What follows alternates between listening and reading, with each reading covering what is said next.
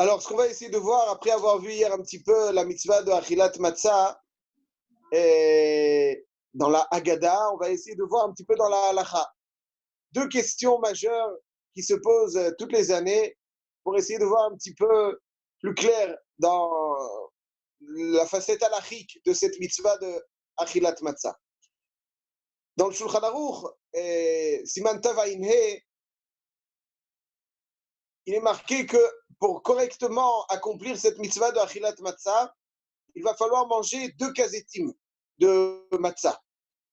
Le kazaït, donc de la mitzvah, de la matzah supérieure, et un kazaït de la matzah coupée, la matzah donc du milieu. Et la question est la suivante. Dans la Torah, il est marqué Ba'erev tochlu matzot. Ba'erev tochlu matzot, c'est la mitzvah de Achila, qui s'accomplit par un kazaït. On n'a jamais vu que tochlu, c'est 2 kazetim. Alors, pourquoi ici, dans cette mitzvah de Achilat Matzah, il y a une mitzvah de manger 2 kazetim? Arrête, vadaï que dans toutes les halachot dans lesquelles la Torah nous demande de maaseh Achila, il n'y a pas un digne de manger 2 fois un kazetim. C'est un seul kazaït. Alors pourquoi cette mitzvah de Achilat Matzah se distingue-t-elle de toutes les autres mitzvahs d'Achilat Matzah où il faut manger 2 kazetim? Première question. Deuxième question, est-ce que cette mitzvah de manger 2 kazetim concerne tous les membres de la famille, tous ceux qui sont à table, des fois ont certaines difficultés à manger 2 kazetim? Est-ce que tout le monde doit manger 2 kazetim ou pas? A priori, oui, s'il faut manger 2 kazetim, tout le monde devrait le faire. Mais on va voir que ce n'est pas évident. La raison de ces 2 kazetim ne concerne que le père de famille et encore quelques personnes avec lui, comme on va essayer de l'étudier. Troisième et dernière question, une question aussi qui mérite d'être pensée, c'est la question du korer. On mange donc la matzah et le maror ensemble, zecher la mikdash keilel. Une fois quelqu'un a posé la question, alors dans ces cas-là, pourquoi on se prend la tête, entre guillemets, et à manger un kazaït ou 2 kazetim de matzah, après un kazaït de maror, et après un kazaït de matzah et de maror ensemble? Si on veut faire zecher la mikdash keilel, alors faisons d'une pierre deux coups. On fait la mitzvah de Achilat Matzah et Achilat Maror. En même temps, mangeons d'emblée directement le korer, le maror et la matzah ensemble. De telle façon, on accomplira toutes les mitzvot tranquilles. Pourquoi est-ce qu'on a besoin de manger matzah seul, maror seul? Et après, on va dire, bon, ok, à l'époque de Hillel, on le mangeait ensemble, alors on va le faire ensemble. Faisons-le d'emblée, ensemble. On accomplit et la mitzvah d'Achilat Matzah, et la mitzvah d'Achilat Maror, et Zecher la Mikdash Keilel, d'une pierre, 2 ou 3 coups.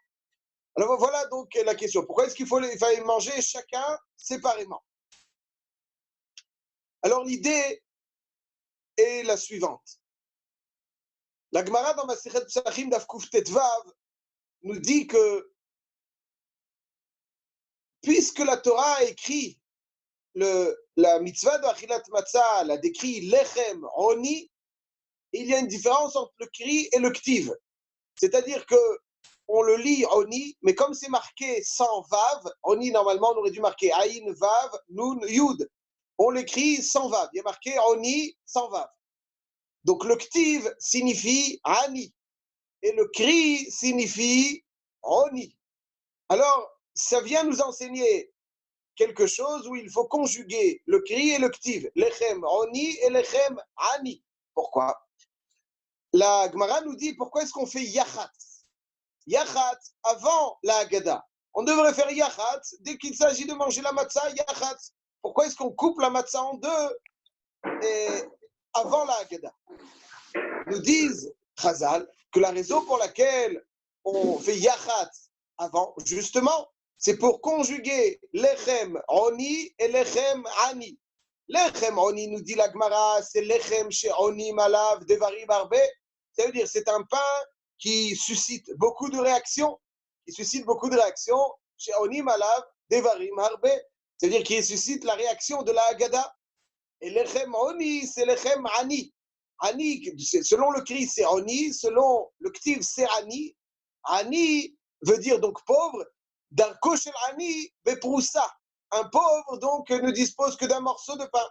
Et c'est pour ça qu'on fait la mitzvah donc de Lechem de lechem ani et lechem oni. Oni, c'est oni malav dvarim arbe, c'est la Haggadah. Ani, c'est darko shel ani beproussa.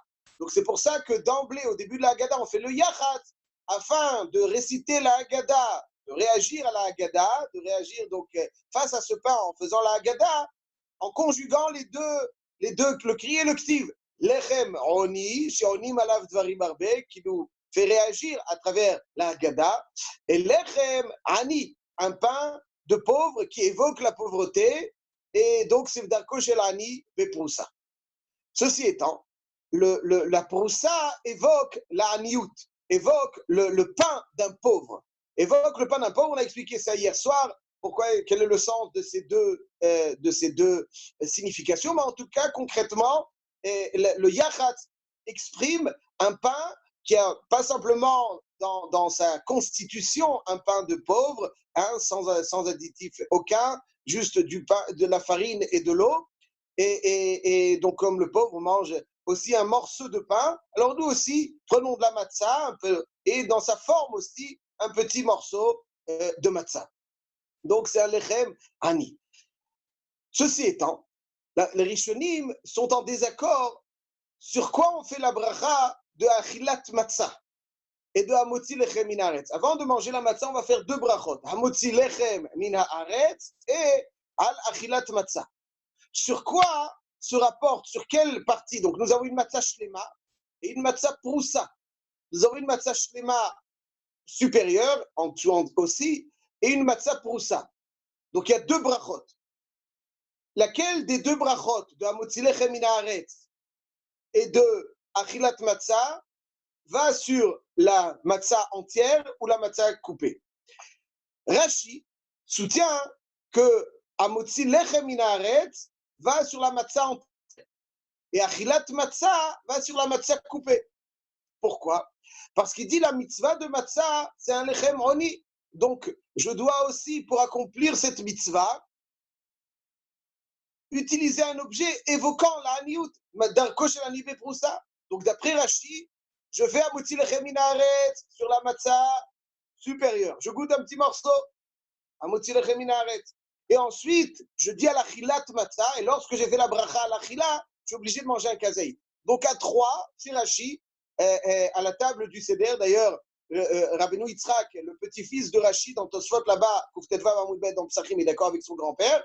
Donc, au Seder de Rashi, à Kadosh, à trois, il prenait donc la matzah supérieure, il faisait hamotzi lechem min haaretz, il prenait un petit morceau, et ensuite il faisait l'achilat matzah, et il mangeait un kazaït de la matzah coupée en deux, donc qui est positionné au milieu. Hein, on comprend très bien. La supérieure, on fait hamotzi lechem min haaretz, et à l'achilat matzah, on mange la matzah du milieu. Voilà, d'après Rashi, manger un kazaït sans problème aucun. Parce que l'achilat matzah va sur la matzah qui est coupée, qui évoque donc la haniout du hani, qui darko shel ani beproussa. La matzah est un lechem oni au sens propre, comme figuré. Ouais, ça veut dire il faut lechem sheoni malav, lechem shel ani. Donc la matzah coupée, c'est cette matzah sur laquelle je vais faire la mitzvah de achilat matzah. Ça, c'est Rashi. Dans d'autres endroits en France, parmi eux, donc, le Ra'avan et encore d'autres Rishonim disent non.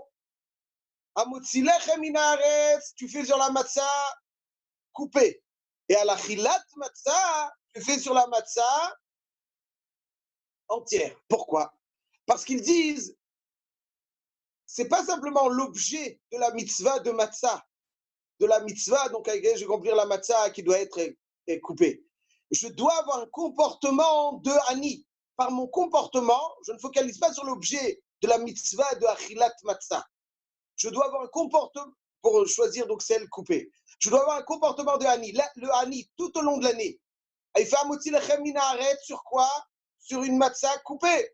Donc toi aussi, ce soir-là, tu dois imiter le comportement du hani tout au long de l'année qui fait hamotzi lechem min haaretz sur un morceau de pain. Toi aussi, tu diras hamotzi lechem min haaretz sur un morceau de pain.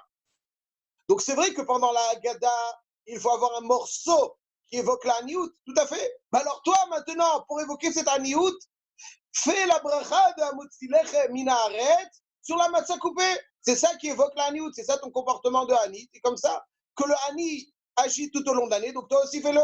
Et à la chilat matzah, qui est une mitzvah, c'est là pour la kavod de la mitzvah, prends la matzah entière.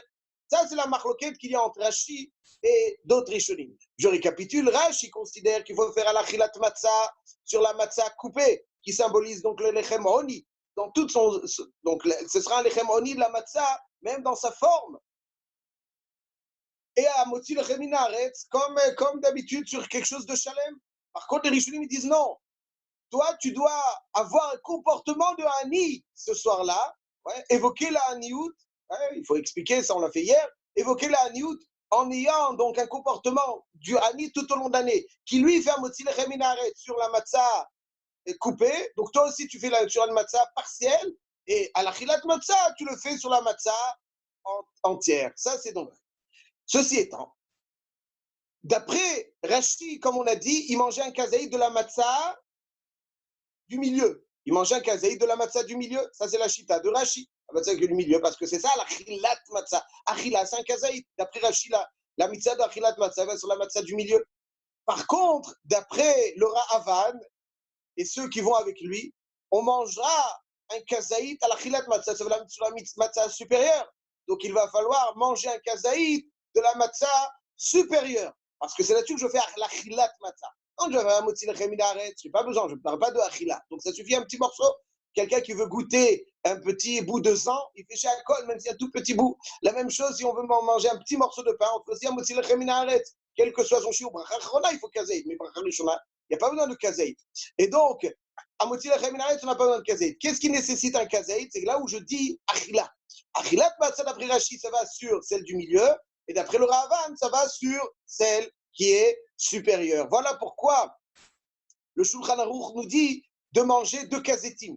Parce qu'on a un safek sur quoi se pose la achilat matzah. Sur quoi on est mevarer achilat matzah? Est-ce qu'on est mevarer achilat matzah sur la matzah comme Rashi coupé, ou à l'achilat matzah sur la matzah supérieure? Comme j'ai un doute sur quoi va à l'achilat matzah, donc je mange en même temps, ensemble, de deux matzot, un kazaït. Voilà. Ça, c'est donc en gros ce que nous explique le Mishnah Berurah et encore d'autres dans le Shulchan Aruch. Ceci étant, et cette mitzvah-là, de manger 2 kazetim, ne concerne que le père de famille, puisque lui mange les kazetim, donc à partir, ou en tout cas d'autres qui lui sont proches, on va tout de suite expliquer, mange des kazetim, des matzot qui sont posés sur la kahara, la moitié ou celle des supérieurs. Mais à partir du moment où je sors de la boîte des matzot, alors là-dessus, il n'y a plus le safek du Ra'avan et du Rashi. Parce que à la Chilat Matzah, j'ai fait sur ce qu'il y a donc ici, il y a un safek la Shlema ou et sur les matzot de la boîte sur lesquelles on va faire donc, la mitzvah. Donc pour tous ceux qui mangent de la matzah qui était dans les mains du Baal HaBayit, alors là effectivement, de kazetim, c'est une khumra, c'est bien. Mais Meikar Adin, ça suffit de manger un kazeït. Zalom Shane Kolkach.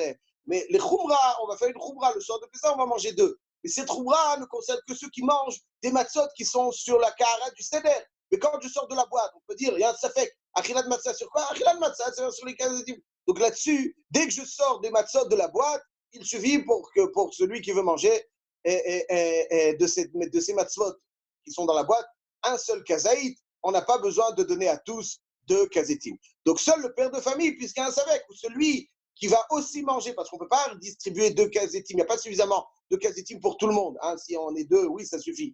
Mais s'il y en a Ben Porat Yosef, 7 ou 8 personnes ou 10 personnes, ça ne suffit pas de kazetim des 2. Donc on va sortir de la boîte. Donc celui qui prend les matzot de la boîte, lui n'a pas besoin de manger 2 kazetim. Voilà donc la raison pour laquelle, même si dans la Torah il y a marqué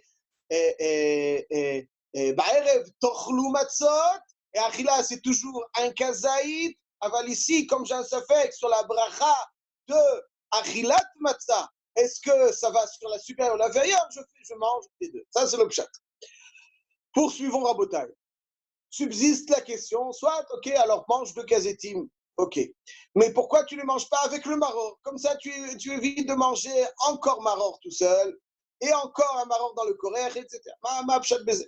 Alors la réponse est la suivante. Pourquoi on ne peut pas manger tout de suite la matzah et le maror en même temps pour faire korer matzah et maror tout en même temps. C'est plus simple, plus rapide, moins lourd.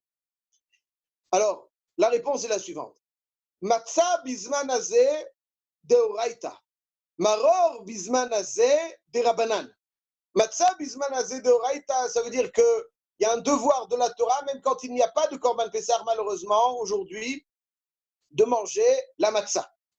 Mais maror, aujourd'hui, où il n'y a pas le Korban Pessah, c'est des Rabbanan. Pourquoi? Parce que dans la Torah, il y a marqué Al matzot umrorim yochlu. Il faut manger le Korban Pessah avec la matzah du maror. Donc, si je n'ai pas de Korban Pessah, je n'ai pas de chiyuv de manger matzah ou maror avec ce Korban Pessah, mais la matzah, il y a marqué un autre pasuk. Ba'erev tochlu matzot. Ça veut dire qu'indépendamment du Korban Pessah, j'ai un devoir de manger la matzah.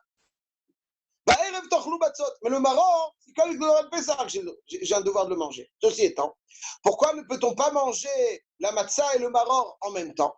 Parce qu'imaginons quelqu'un qui voudrait manger sa matzah, ben c'est pas comme il faut, c'est 2 kazetim.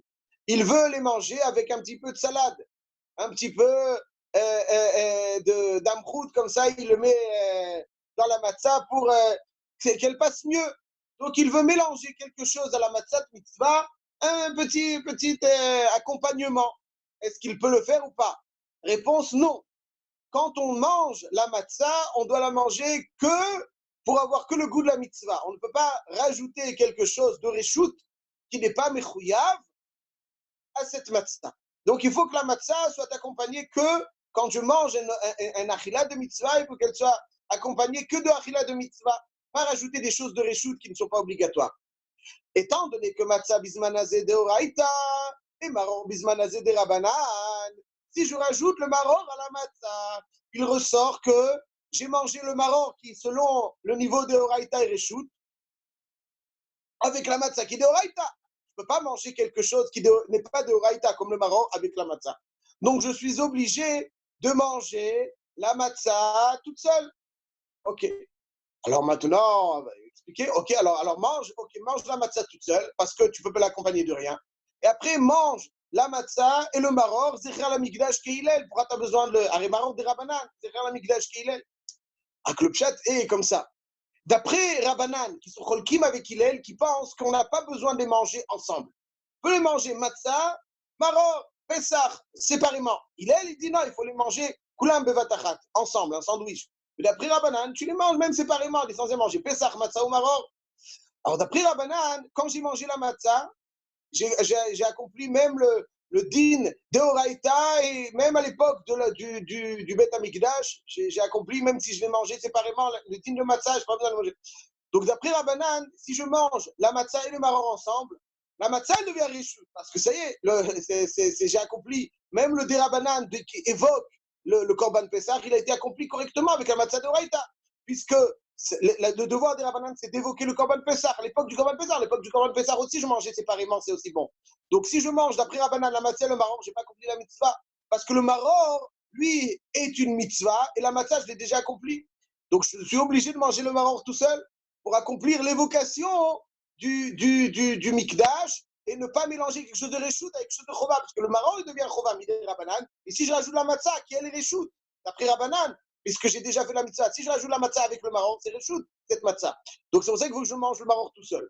Et après, d'après Hillel, je n'ai pas accompli la mitzvah de maror des Rabbanan, l'évocation, donc je dois manger correct. Voilà pourquoi on doit manger tous ces étapes, avec donc les 2 kazetim, les chatrila, pour celui qui mange les matzot qu'il y a sur les kahara de kazetim, les autres, donc ils peuvent manger un seul kazaït, et ensuite le maror tout seul, et ensuite le korer de Hillel. Évidemment, à la fin, il y a la fikoman avec Zecher le Korban Pessah, celui évocateur de Zecher le Korban Pessah. Il y en a qui mangent encore un autre kazaït, dans la fikoman aussi de kazetim, Zecher la matzah, Nechal ima Pessah, voilà le Korbanim, Ikaradin, suffit un kazaït. Voilà donc le sens de tous les achilat kazetim du Korban Pessah, et de la achilat matzah, le Korban Pessah, donc le soir du Seder. Mes chers amis, je termine juste, je cherche à terminer très rapidement, 1 ou 2 minutes avec votre permission, pour mettre l'accent sur tous ces dikdoukim. A priori, il y a beaucoup de dikdoukim. Il y a un safek, Rashi, Avan, Est-ce que c'est la achilat matzah, elle va sur la matzah entière, ou la achilat matzah, elle va sur la matzah inférieure? Est-ce que, comment on fait la mitzvah de achilat matzah et à motzir cheminaret, sur quoi ça va? Il y a beaucoup de dikdukim le soir du seder. Alors, autant de dikdukim, alors c'est vrai que c'est des oraïta, il faut dikdukim, mais juste pour un petit peu mettre en relief l'importance de ces dikdukim. Dans la Gada de Pessah, quand le rachat, il y a un passage qui est très étonnant, qui ne ressemble pas en général aux réactions que nous devrions avoir. Et je m'explique. Rachat Maou Omer, Ma avoda azot lachem, avatak heet shinav, ve'emor ba'avur ze Hashem li betziti mimitzrayim. Le rachat, il dit Ma avoda azot lachem. Qu'est-ce qu'il nous dit le Baal Haggadah? Grince-lui les dents. C'est un peu particulier, non? C'est vrai que c'est pas pachut. Ça veut dire quoi? Fais-lui grince-lui les dents. Lime-lui les dents, grince-lui les dents. Ça veut dire fais-lui grincer les dents. Quel intérêt ça, tout ça? C'est pas pachout, c'est pas pachout. Alors, ça mérite un grand développement. Je dirais juste une petite remarque. C'est quoi Kehet Shinav? C'est quoi Kehet Shinav? Grince-lui les dents. Rabbi Yitzhak de Berditchov, et je termine là-dessus, Rabotai, dit que c'est quoi ma avoda azot lachem? Avoda azot lachem, c'est le rachat, il a l'impression qu'il n'y a pas grande utilité dans toutes ces avodot, dans tous ces efforts du Pessah, tous ces dikdukim, qu'il n'y ait pas un machéou chametz, et manger 2 kazetim. Ma avoda azot lachem, c'est quoi cette avoda? Elle ne sert qu'à vous. Ah, ça va, c'est pour vous, vous faites, c'est vos habitudes, mais en fait, moi, je n'ai aucun intérêt de tout ce que vous faites. Ma avoda azot lachem. Et là, Rabotai, on répond à ta Kehet Shinav. Le Shela Kadosh, il explique, c'est quoi Kehet Shinav? Grince-lui les dents, fais-lui grincer les dents. Ça veut dire quoi? Combien de dents nous avons? 32. Nous avons 32 dents. Et ces 32 dents viennent évoquer quoi? Qu'est-ce qu'on peut goûter un petit peu? Pourquoi Hachem, hein, c'est des choses très profondes, mais pourquoi Hachem nous a donné 32 dents? Pourquoi pas des dents plus larges? Je ne sais pas pourquoi Prodovkat, le chiffre 32. Il y a une évocation. Alors, nos sages nous expliquent que le chiffre 32 évoque beaucoup de choses. Dit comme ça. Combien il y avait de korbanot tamid quotidiennement, donc de façon hebdomadaire au Beth Amikdash? Combien il y avait de korbanot tamid? Quotidiennement, il y en avait 2. Donc, 6 jours, il y en avait donc 12. Ensuite, il y avait les korbanot de Shabbat. Ouais, il y en avait 4 à Shabbat. Shnaim Baboker, Shnaim Ben Arbaim, ce qui fait 16. Donc il y a 16 korbanot tamid chaque semaine. 16 korbanot tamid chaque semaine. Et il y a combien de montées à la Torah par semaine?